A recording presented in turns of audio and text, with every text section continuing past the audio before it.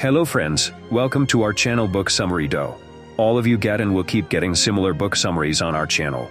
So friends, you must subscribe to our Book Summary Do channel and like and share this video with people.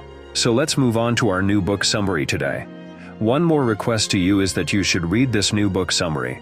I recently read the book Deep Work by author Cal Newport.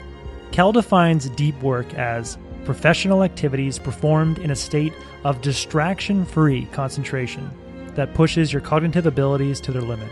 These efforts create new value, improve your skill, and are hard to replicate. J.K. Rowling used deep work to complete the final book of her Harry Potter series, The Deathly Hallows, in 2007. She needed to escape the distraction of screaming kids and barking dogs, so she checked into a suite in a 5-star hotel in downtown Edinburgh, Scotland. She says, "I didn't intend to stay there, but the first day's writing went well, so I kept coming back, and I ended up finishing the last of the Harry Potter books here." Bill Gates used deep work in 1974 to program the first version of BASIC in just 8 weeks.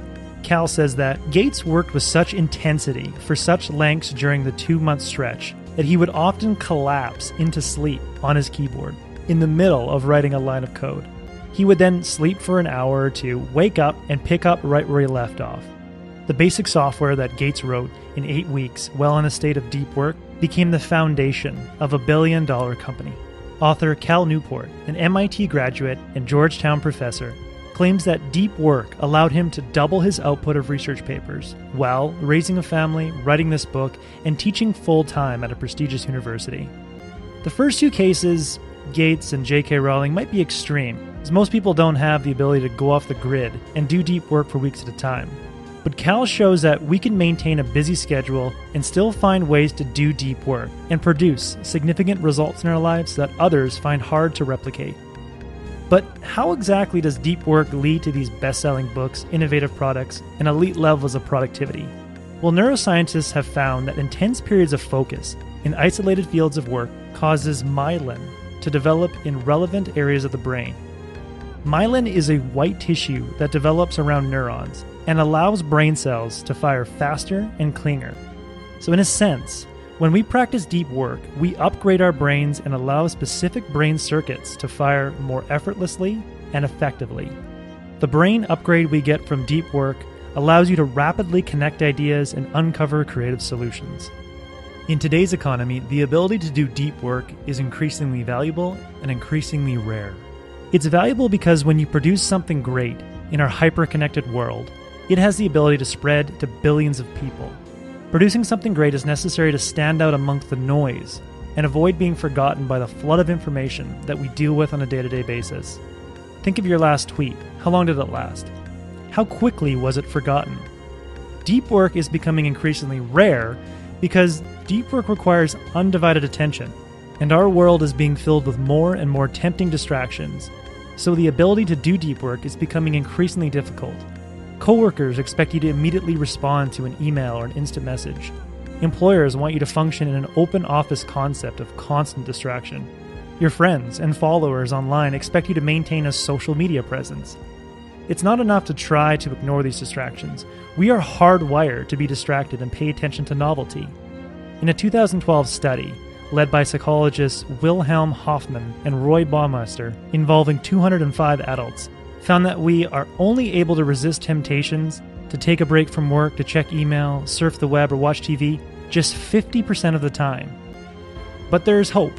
You can build a skill of deep work and escape the trap of constant distraction, thus separating you from the pack and making you indispensable in today's economy. Here are 3 deep work strategies that you can incorporate into your schedule to heighten your ability to focus and produce results that are hard to replicate. First, schedule your distraction periods at home and at work. Most of us allow ourselves to go online at any moment and check our phone whenever it buzzes or dings, but doing so is training your brain to avoid deep work. A day full of unscheduled distraction is training your brain to give in to any and all distractions. To build your tolerance to avoid distraction, you need to place boundaries on your distraction. Have a notepad nearby and put down the next distraction break you'll have.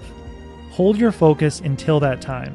At first it's going to be painful, But remember that doing this is effectively doing the reps that build your ability to concentrate. Second, develop a rhythmic deep work ritual.